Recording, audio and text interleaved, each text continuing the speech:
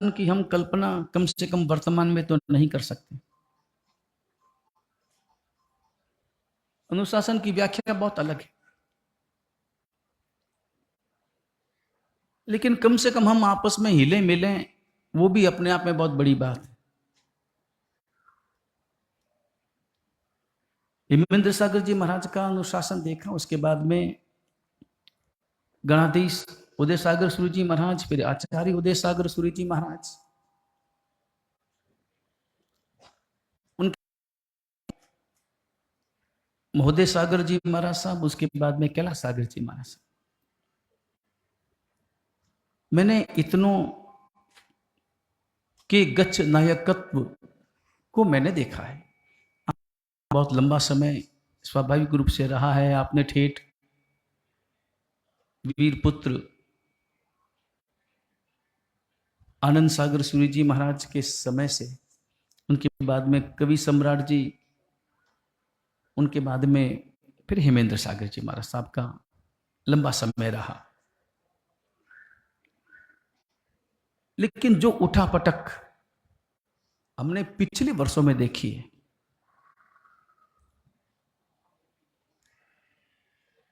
व्यवस्थित चल रहा था। ये उठापटक क्यों हुई, किस कारण हुई, मुश्किल काम है समझना।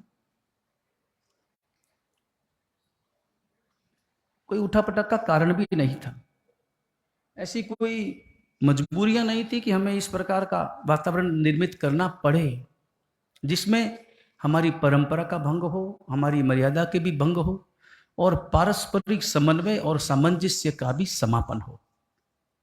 कोई कारण नहीं था ऐसा। अपना कर्तव्य बहुत दादा गुरुदेव की परम कृपा, दादा गुरुदेव की परम कृपा से सभी साधु साध्वी जी भगवंत अपने अपने स्थान पर इतनी जाहो जलाली, इतनी व्यवस्थित रूप से, और खरतरगच्छ की सब गच्छों में बहुत प्रशंसा थी कि खरतरगच्छ के साधु साध्वी जी भगवंतों का क्या व्याख्यान है, क्या उनका आचरण है, और क्या सभी गच्छों को साथ में लेकर चलने की उनकी अद्भुत मानसिकता है।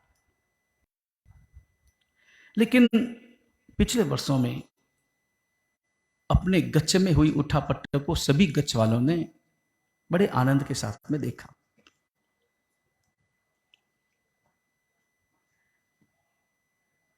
लेकिन हमने सदा सदा प्रयास किया कि वो उठापटक समाप्त हो, और उसी का परिणाम बिना कोई कारण के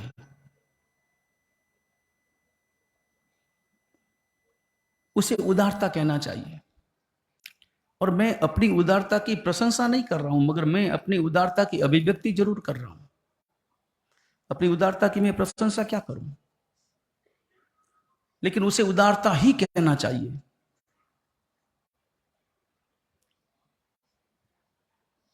मालपुरा में जो मैंने घोषणा की उसे, उस उदारता को बहुत उदारता के बल्कि विनय के साथ सभी को स्वीकार किया जाना चाहिए था। और आज भी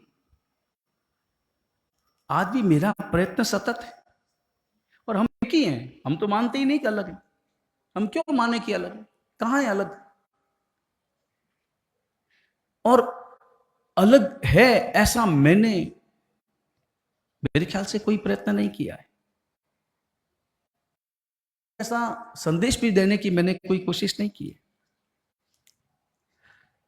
अगर एक संदेश के लिए अगर आप उसे माने तो अब सबसे बड़ी जो समस्या है अपने यहां पर, देखो आज खुली चर्चा हम करना चाहते हैं, बात निकली है तो हम खुली चर्चा करें। सब अपने ही बैठे हैं, कोई दूसरा नहीं है, और अपने भी बैठे हैं और सबको सब बातें पता है, छिपी हुई कुछ बात नहीं है,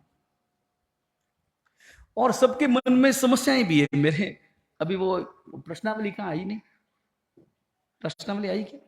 कुछ जिन्हों मैंने कल कहा था कि जिनको भी अपने प्रश्न करने, वो समाधान का जो सेशन, राजकुमार जी वो प्रश्न पेटी खोल के लाए क्या प्रश्न? मुझे किसी ने कहा था कि एक प्रश्न हमने डाला है इसमें।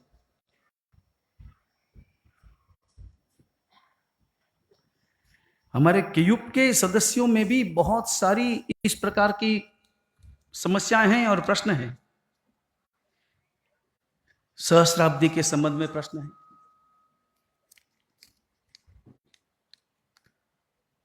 अभी सुनते हैं कि सहस्राब्दी मनाई जाने की घोषणा हुई है, हालांकि मुझे जानकारी नहीं है।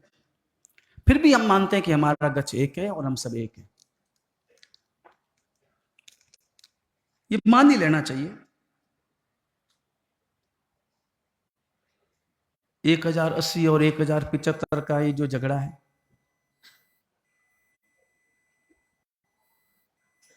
आखिर कहीं ना कहीं विवाद का अंत तो करना चाहिए ना। और विवाद का अंत कौन करेगा? विवाद का अंत मैं करूंगा, आप करेंगे, आप करेंगे, आप करेंगे, कौन करेंगे? और या तो एक बात कर लें, विवाद का अंत करने के जो तरीके हैं, उन तरीकों में 3 तरीके हैं जिससे विवादों का अंत होता है।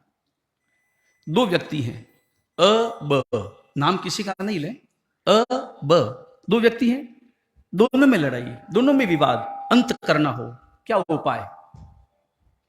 बराबर। 2 नाम भी देने तो चलो समझ में आ जाए, तो राम और लक्ष्मण है, और राम और लक्ष्मण में विवाद है, दोनों भाई हैं और आपस में विवाद है। विवाद का समापन करना हो तो 3 तरीके। तरीका नंबर 1, राम की बात लक्ष्मण माने। तरीका नंबर 2, लक्ष्मण की बात राम माने।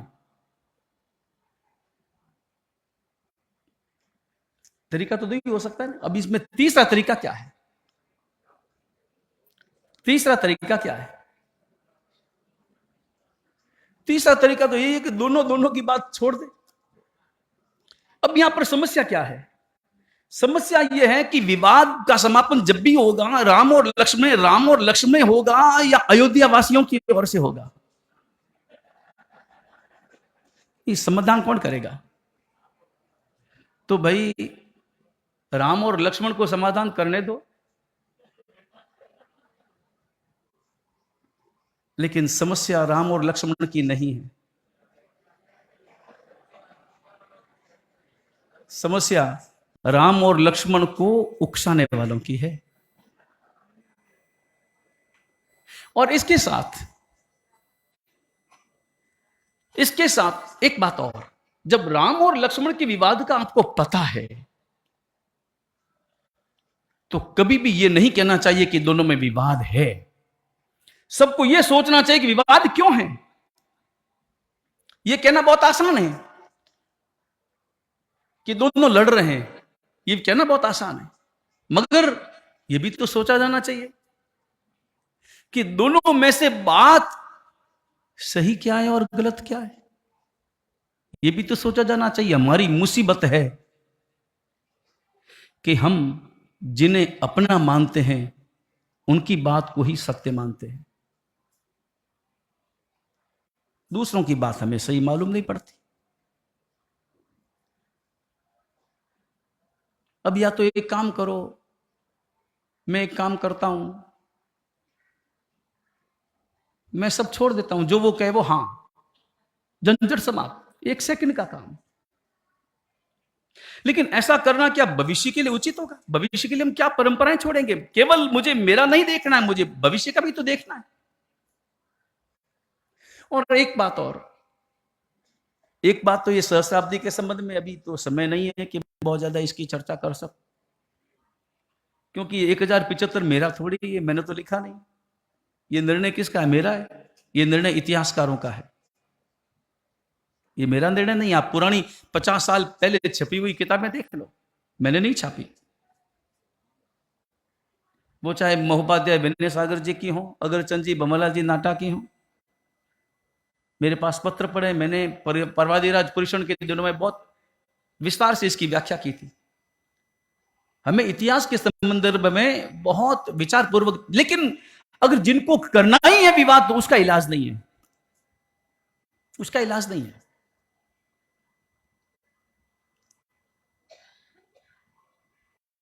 और अगर मान लो आपको सहस्त्राब्दी समारोह मनाना ही था, तो कम से कम मुझसे चर्चा तो कर सकते थे, मुझसे बात करने की जरूरत नहीं थी।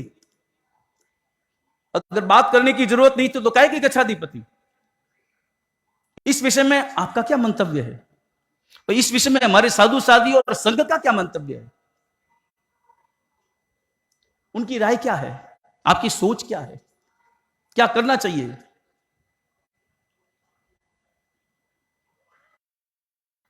और एक दूसरी और समस्या 4 आचार्यों वाली है। अपने यहां पर तो एक ही आचार्य होता तो झंझट नहीं थी, आज दिन तक यही चलता आया। और मैंने हमेशा, मैं बहुत अपने हृदय में प्रसन्न हूं, मैं अपने निर्णय पर, आज भी मैं अपने उस निर्णय को याद करता हूं। सब मुझसे बार बार निवेदन किया गया कि आप आचार्य पदवी ले लो। हमने कहा सवाल ही पैदा नहीं होता, बड़े बैठे हैं, अपनी परंपरा का त्याग हम नहीं करना चाहते, हम भविष्य के लिए क्या उदाहरण बनेंगे।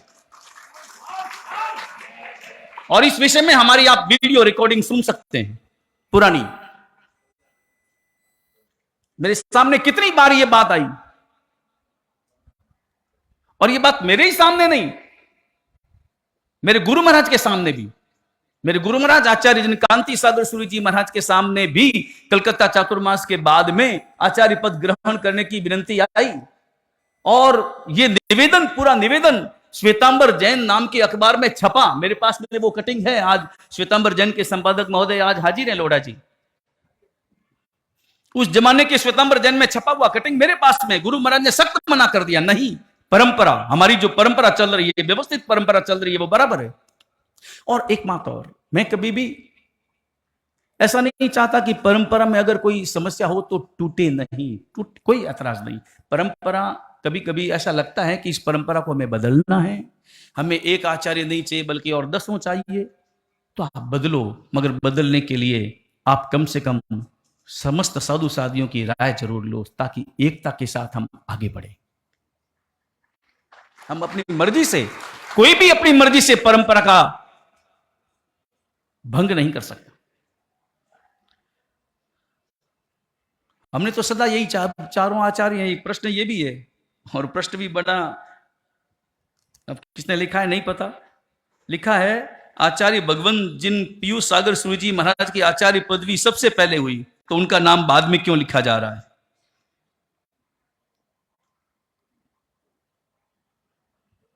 और अभी तो समस्या तो यही है ना, देखो अब अंदरूनी आप सबको मालूम है कि क्या वातावरण है ना। अब क्या समस्या है, देखो 4 आचार्य, कितने आचार्य हैं? अब 4 आचार्य बने, कैसे बने, क्या बने, उस पृष्ठभूमि में जाने से कोई लाभ नहीं है। वर्तमान में 4 आचार्य, मैं, मनु किशोरी जी भी हैं, पूर्णानंद भी हैं, और पीयूष सागर जी, 4 आचार्य हैं। 4 आचार्यों के नाम में क्रम क्या होना चाहिए? जब कोई छपे तो, नहीं छपावे तो कोई समस्या नहीं। जयपुर में कोई समस्या नहीं, जयपुर वालों ने इसका हल अच्छा निकाला। जयपुर कर्तव्य ने कहा अपने 2 ही आचार्य बुलाना, झंझटी समाप्त। 4 को बुलाओ तो समस्या हो। हालांकि उन्होंने लिखा यही था कि समस्त साधु साध्वी जी भगवंतों की निश्रा में करेंगे, समस्त साधु साध्वी जी भगवंतों की उपस्थिति में करेंगे। लेकिन अब समस्या है तो समाधान तो करना चाहिए, समाधान निकालना चाहिए। 2 मिनट का समाधान नहीं है, 2 मिनट का समाधान नहीं है। आप समाधान क्या करना चाहते हैं? कोई आधार, मर्जी से मैं अपना समाधान नहीं कर सकता, कोई भी अपनी मर्जी से नहीं, मेरी इच्छा है मैं ऐसा करूं, नहीं कर सकता। लेकिन समाधान करने के लिए कोई ना कोई आधार चाहिए, और आधार तो हमारे पास में केवल शास्त्रों का है, और तो दूसरा आधार क्या, आधार क्या होगा? मैं किस आधार पर चलूंगा? मुझे शास्त्रों के आधार पर चलना होगा। तो शास्त्र क्या कहते हैं? शास्त्रकार भगवंत कहते हैं जब समान पद हो, जब समान पद हो। उदाहरण के लिए, जैसे आपने कभी देखा हो, जब तक मनु के सागर जी को आचार्य पद नहीं दिया गया था, तब तक जो भी चातुर्मास सूची छपी उसमें पीयूष सागर जी का नाम पहले था, मनु के सागर जी का नाम बाद में था। सूची आप देख सकते हैं, क्योंकि वो आचार्य थे और वो उपाध्याय थे। तो फिर नवकार महामंत्र का उदाहरण है नमो आयरियाणम, फिर बाद में नमो उपज्जाया। लेकिन जब पदवी मिल गई, आचार्य पद दे दिया गया, तो समान पद समान हो गया, पद समान हो गया। तो अब यहां पर मुझे ये प्रश्न उपस्थित हुआ कि पद जब मिला, क्रम शुरू हो या दीक्षा पर्याय वाला कर्म हो, क्या होना चाहिए? इसका निर्णय अपना अपना हिसाब। देखो, मैं कहूंगा, मैं तो ये कहूंगा कि नहीं, दीक्षा पर्याय से होना चाहिए, और वो उनके जो पक्षधर हैं वो कहेंगे पद पर्याय से होना चाहिए। निर्णय कौन करेगा? है ना महाराज साहब, आपके भी नहीं, मैं तो प्रश्न का उत्तर दे रहा हूं। नहीं महाराज साहब, मैं तो प्रश्न का उत्तर दे रहा हूं, आपके प्रश्न का नहीं। आपने तो बहुत सुंदर बात की, मैंने कहा ना, आपकी बात सुनकर तो हृदय बहुत प्रसन्न हुआ कि आपने कहा कि सब एक आज्ञा में सब आ जाएं। आपने फरमाया, बस वही बात हम चाहते हैं। लेकिन मैं वही बात करने के लिए विवाद तो समापन करना पड़ेगा। और एक बात और महाराज साहब, आपने कहा भले नहीं, मगर आपकी भूमिका इस विवाद को समापन करने में बहुत महत्वपूर्ण है, आपका प्रभाव है। अरे एक माने, अपने सब साधु साध्वी, अगर हाँ, पहले तो अपन तय कर लें कि अपने को क्या करना है, और जो आप तय कर लो वो बात, ऐसा हो नहीं सकता कि कोई माने नहीं, ऐसा हो ही नहीं सकता। लेकिन इसके लिए पहले बैठ करके बहुत तटस्थ भावों से, बिना किसी आग्रह के, हमें अपनी मानसिकता बनानी होगी। और मैं बनाने के लिए, मैंने बात हुई थी महाराज साहब, आपको मालूम है, अपनी बात हुई थी, मैंने कहा चलो आपकी बात मैं मंजूर कर लेता हूं। दो बातें हैं, या तो आप पद पर्याय मान लो या आप दीक्षा पर्याय मान लो, दोनों में से एक। या तो पद पर्याय या फिर दीक्षा पर्याय। एक बात के लिए, एक के लिए पद पर्याय, दूसरों के लिए दीक्षा पर्याय, वो तो नहीं चलेगा। कोई भी एक अपने को उदाहरण प्रस्तुत करना होगा, और फिर वो उदाहरण भविष्य में सैकड़ों वर्षों तक चलेगा। हमें एक बहुत बड़ी भूमिका तय करनी है, भविष्य के लिए रास्ता बनाना है। आज आप देखो, अपना खर्तरगज की जाऊ जलाली बढ़ रही है, इसमें कोई शक नहीं। पुण्य का उदय काम मेरे द्वारा हो, ये मैं नहीं विचार कर सकता कि सब काम मेरे द्वारा हो ही नहीं सकते।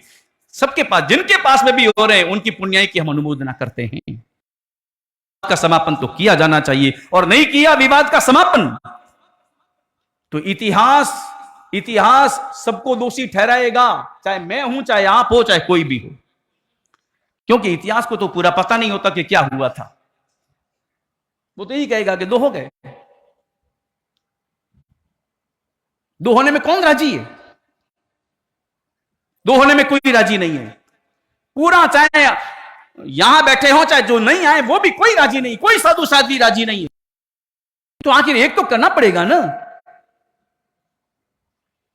थोड़ा जबरदस्ती करना पड़ेगा, थोड़ी मेहनत करनी पड़ेगी। मुझे कहो, उनको कहो, सबको कहो, और एक निर्णय करो कि ऐसा ही करना होगा। और मैंने तो आपको ही अधिकार दे दिया, चलो आप निर्णय कर लो, दीक्षा पर्याय या पद पर्याय, आप ही जो कहेंगे हमको मंजूर, आपके ऊपर कंप्लीट। दीक्षा पर्याय होगा तो दीक्षा पर्याय समान पद में। एक बात ये ध्यान रखें, क्योंकि और मैं जो बात करता हूं ना, वो व्यवहार सूत्र की बात कर रहा हूं। व्यवहार सूत्र नाम का अपना आगम है, व्यवहार सूत्र नाम का आगम है। उस आगम में मेरे पास इसका प्रमाण है, उसमें साफ लिखा हुआ है कि बहवे आयर्य उवजाया एगयो विहरंती। जब बहुत से आचार्य एक साथ विचरण करते हैं, विचरण करने का मतलब एक समुदाय में जब अलग अलग रहते हैं, तो नोनम कपई अन्न मन्नम उव संपजितानम विहरित, उनको अलग अलग रहना नहीं कल्पता, बल्कि कपईनम आहारायणीयाय यथा रात्निक शब्द का अर्थ होता है दीक्षा पर्याय में जो बड़ा है उनको उव संपजितानम वीर, उनकी आज्ञा में सबको विचरण करना चाहिए। एक सामान्य बात है, आगम की बात। यथा रात्निक, समान पद वाले, 4 समान पद वाले हैं, तो समान पद में शास्त्र कहते हैं दीक्षा पर्याय। अब जो लोग ये चाहते हैं कि पद पर्याय नहीं, दूसरा नंबर अपने क्या नाम पीयूष सागर जी महाराज का हो, मेरे बाद में अगर मान लो कोई नाम छपे, तो जब कोई नाम छापते ही नहीं तो कोई समस्या ही नहीं है। और कई साधु साधु ने तो झंझटी समाप्त कर दी, अपने को पत्रिका ही नहीं छापनी, झंझटी समाप्त, क्या करना। लेकिन हृदय तो क्लियर होना चाहिए उनको, मतलब आधे अधूरे, कभी इधर कभी उधर, ऐसा नहीं, ये भी ठीक वो भी ठीक, ऐसा नहीं। पद पर्याय रख लो। पद पर्याय का मतलब ये होता है जिसको पद पहले मिला, आचार्य पद जो पहले मिला वो सबसे बड़ा, उसके बाद में क्रमशः, तो उस आधार पर तो नंबर 2 नहीं, वो नंबर 2 पे नहीं आएंगे पीयूष सागर जी महाराज, वो नंबर 1 पर आएंगे। कि आचार्य पदवी तो मेरी तो तीसरे नंबर पे हुई है भाई। पहले नंबर पे उनकी हुई, दूसरे नंबर पे पूर्णानंद सागर जी की हुई, तीसरे नंबर पे हमारी हुई, और चौथे नंबर पे स्वाभाविक रूप से गच्छाधिपति पद नहीं है, गच्छाधिपति जिम्मेदारी है। गच्छाधिपति पद नहीं है, गच्छाधिपति जिम्मेदारी है। पद आचार्य है, पद आचार्य है तो उस पद के हिसाब से आप कर सकते हैं बड़े आराम से, लेकिन कोई एक निर्णय करना होगा। और मैं हृदय से कहना चाहता हूं, सभी बैठे हैं, सबके सामने स्पष्ट करना चाहता हूं, हृदय से चाहता हूं, एक रखने में, सबको एक रखने में, पूरे गच्छ को एक रखने में आपको अपनी शक्ति से परिपूर्ण भूमिका निभानी चाहिए। केवल गंगा गए गंगादास, जमुना गए जमुनादास मत बनो। और महाराज साहब आप वरिष्ठ हैं हमारे, आप हमारे गच्छ के इतने वयोवृद्ध साध्वी जी महाराज हैं, और इतनी आपका प्रभाव है पूरे भारत में साध्वी जी भगवंतों में अगर सबसे ज्यादा प्रभाव किसी का है तो आपका है। और ऐसा सकल संघ स्वीकार करता है, अपने प्रभाव का इस्तेमाल करो और इस गच्छ को एक रखने में अपनी जबरदस्त भूमिका आप निभाओ। और योग बन रहा है, आप देखो यहां भी आए रहे हैं ना, आ रहे हैं तो आपकी भूमिका क्या होनी चाहिए। हम तो ये सोचते हैं कि दादा गुरुदेव ने यही ऐसा एक रास्ता निकाला है कि जिसमें सब इकट्ठे हो जाएं। लेकिन अगर ये नहीं हुआ, अगर ऐसा नहीं हुआ तो भविष्य की कल्पना कर सकते हैं। बहुत सोच समझकर हमें आगे बढ़ना है, बहुत चिंतन पूर्वक आगे बढ़ना है।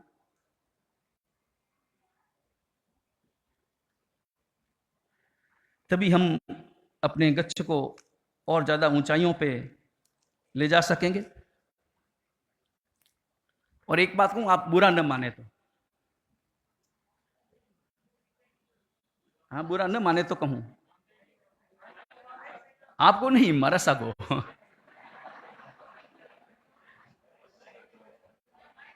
मिच्छामी दुक्कडम माही की जरूरत नहीं, ऐसी ठीक है। मिच्छामी दुक्कडम के साथ मरसा आप भी जो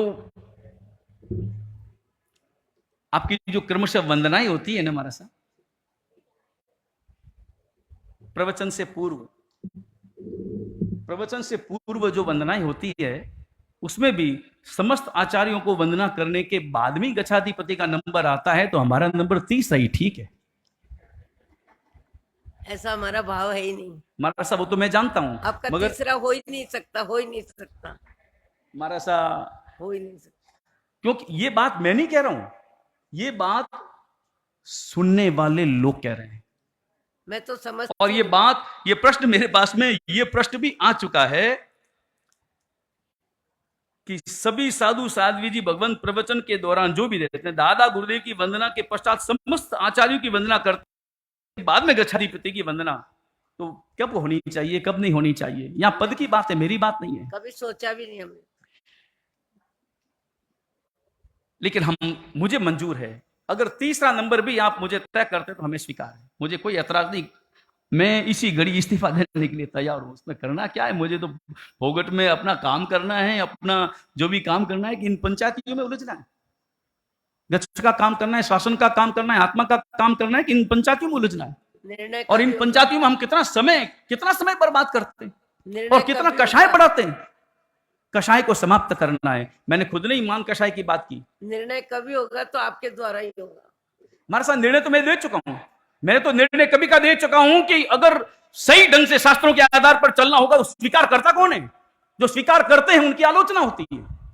स्वीकार करो, अगर निर्णय मेरे द्वारा होना है तो स्वीकार करो, या तो मुझे तय करो कि मेरा निर्णय गलत है, या तो मुझे बताओ कि आपका निर्णय गलत है, और या दोनों में से एक तो होना चाहिए। हम तैयार हैं। मेरी कोई भूमिका ही नहीं हो सकती। मारसा आपकी भूमिका निभानी है। मारसा आपको एक करना है, यूं मैं कह रहा हूं। मेरे बस का कुछ भी नहीं है। नहीं मारसा, आपके सब बस में है। पूरे किसी को भी पूछ लो आपके बस में है कि नहीं, सब तैयार है महाराज साहब। आपको भूमिका निभानी है। और प्रवृत्ति जी महाराज भी यही विराजमान है। सबको भूमिका अपनी निभानी है, थोड़ी मजबूती से भूमिका निभाओ। और एक बात और, मैं एक काम कर सकता हूं, मैं किसी को भी ऊपर लाने के लिए ऊपर बैठे किसी को मैं नीचे नहीं डाल सकता। ये मैं कैसे कर सकता हूं? किसी का सम्मान करने के लिए मैं किसी का अपमान करूं, ये मुझसे नहीं हो सकता। किसी का एक का सम्मान करें और उसके कारण दूसरे को अपमानित करें, ये मैं नहीं कर सकता। मुझे 50वां साल चल रहा है, मनोज्ञ सागर जी को भी 50वां साल चल रहा है दीक्षा का। मैं उनको नीचे कैसे डाल दूं? किस आधार पर डालूं? कोई आधार भी तो चाहिए। कल को वो मुझे पूछे और उनके श्रावक लोग पूछे, भक्त लोग सबके हैं और बड़ी संख्या में भक्त हैं, ऐसा नहीं है। अगर वो पूछे तो मैं क्या जवाब दूंगा? जवाब भी मेरे पास आधार तो चाहिए ना, मेरे पास किस आधार पर मैं ऐसा करूं? ये बातें थोड़ी कड़वी थी, मगर आज मुझे नहीं भी कहनी चाहिए थी, मगर प्रश्न ऐसे ही आए और मैं चाहता था कि थोड़ा स्पष्टीकरण हो, क्योंकि कल रात्रि से आप दोनों के बीच होनी चाहिए थी, हमारा कोई मतलब ही नहीं। फिर तो आनंद आ जाए।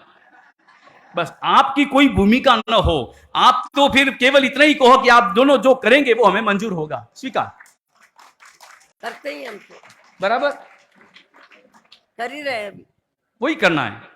लेकिन हम हृदय से चाहते हैं हमारा गच्छ एक रहे, हमारे गच्छ में विसंवाद न हो। और केवल यही बात नहीं, ऐसा नहीं हो ये भी मामला निपट गया, मान लो ये मामला निपट गया, लेकिन हम चाहते हैं मतभेद तो चाहिए ही नहीं, इसके साथ मनभेद भी नहीं चाहिए। कोई भी काम हो एक होकर के करें, तब कहीं जाकर के गच्छ की उन्नति है। हम केवल व्याख्यानों में ही बातें करते, व्याख्यानों में हम कितनी भी बातें कर लें, वैसा हृदय भी तो चाहिए। और अगर मेरी कोई गलती है, मुझे कोई भी कभी भी बता सकता है, कोई भी बताओ, मैं तुरंत उसका समाधान करूंगा और स्वीकार भी करूंगा। मैं इसके लिए सदा हमेशा हमेशा के लिए प्रस्तुत हूं। चलो, अब ये दूसरी बातें थी, मगर आज जो अब हम दूसरे वातावरण में प्रवेश करें, केयूब केएमपी लंबी यात्रा है, खूब आगे बढ़ना है, गच्छ के लिए आगे बढ़ना है। जो बातें कहनी है वो मैं बाद में कहूंगा। अभी तो अपना दूसरा सेशन भी प्रारंभ होगा, फिर तीसरा सेशन भी प्रारंभ होगा। मुहूर्त का हुआ, लेकिन आप लोग खूब आपस में हिले मिले। दीक्षा का मुहूर्त। और अब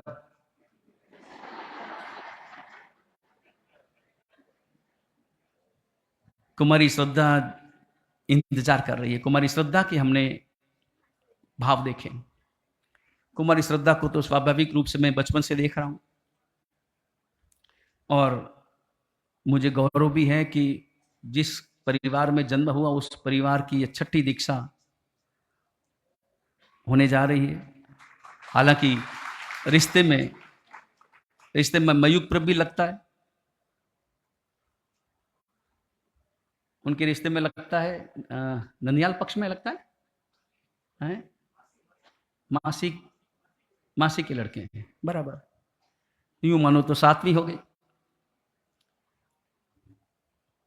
मैंने बचपन से ही चाचा जी बाबूलाल जी शाह को देखा है, और बाबूलाल जी शाह का जो जीवन है, काका जी का, मेरे सांसारिक काका जी का जीवन, परम धार्मिक जीवन, श्रीमद राजचंद्र जी महाराज के परम अनुयायी श्रीमद जी के, और प्राय अगास में रहने वाले, सदा भक्ति करने वाले, भक्ति भाव में रहने वाले, आत्म भावों में जीने वाले, निष्प्रिय व्यक्तित्व, मोह नहीं, ममत्व नहीं, ऐसा निष्प्रिय परम धार्मिक व्यक्तित्व हमारे चाचा जी बाबूलाल जी का जीवन। और मैंने भी बचपन से वही आत्मसिद्धि वगैरह पढ़ी। रमेश पहले मेरे पास बहुत रहा। इसकी दीक्षा की प्रबल भावना, हालांकि मेरी तो कामना है कि तुमको भी आज नहीं तो कल इसी मार्ग पर आना है, जो कि तुम्हारी अपनी भावना भी है। श्रद्धा इस परिपक्व उम्र में चारित्र के मार्ग पर जा रही है, पढ़ी लिखी, और पिछले 2-3 वर्षों से तो पर्वादिराज पुरुषन की आराधना कराने के लिए भी जाता। इस वर्ष भी ईरोड गई, इस वर्ष ईरोड, गत वर्ष भिवंडी पर्युषण पर्वादिराज पुरुषन की आराधना करवाई। और क्या वहां पर उसने बिना कल्पसूत्र को देखे पूरे कल्पसूत्र का वांचन किया, समझकर, और बहुत अच्छी तरह से समझाया। भिवंडी वालों ने मुझे कहा, ईरोड वालों ने मुझे कहा कि बहुत अच्छा इसने आराधना करवाई।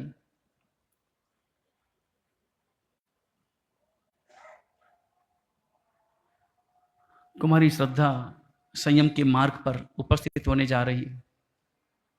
आज शुभ मुहूर्त की विनंती की। आज जो रमेश का वक्तव्य था, वो वक्तव्य एक सुश्रावक का वक्तव्य था। उसकी भाषा में परमात्मा की वाणी बोल रही थी।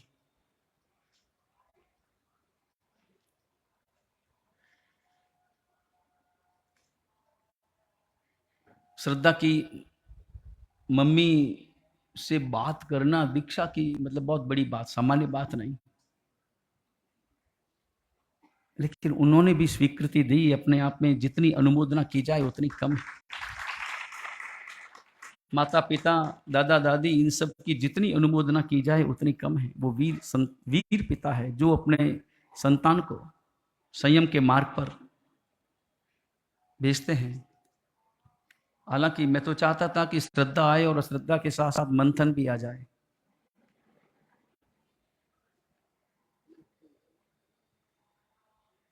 लेकिन पता नहीं चलता कि कब जीवन में क्या उदय में। अभी क्या अनुमोदना चल रही है, मुझे कल ही बताया था। कांकरिया परिवार, कोई कांकरिया परिवार है, दीक्षा लेने जा रहा है एक युवक। वो युवक है प्रवीण कांकरिया।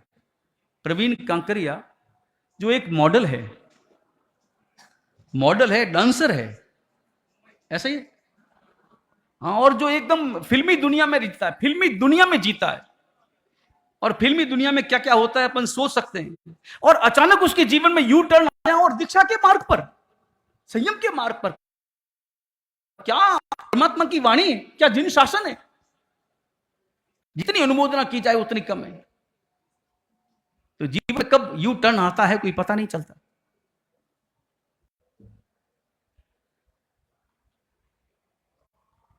कुमारी श्रद्धा को आज शुभ मुहूर्त प्रदान किया जा रहा है। जयपुर संघ ने भी विनंती की है, जयपुर संघ की विनंती का भी मान रखना है। और एक बात बीच में, यहां जो जिन मंदिर बन रहा है, साध्वी रत्ना श्री मणिप्रभा से जी महाराज साहब की प्रेरणा से जो अद्भुत जिन मंदिर का निर्माण होने जा रहा है, प्रतिष्ठा 11 दिसंबर को है।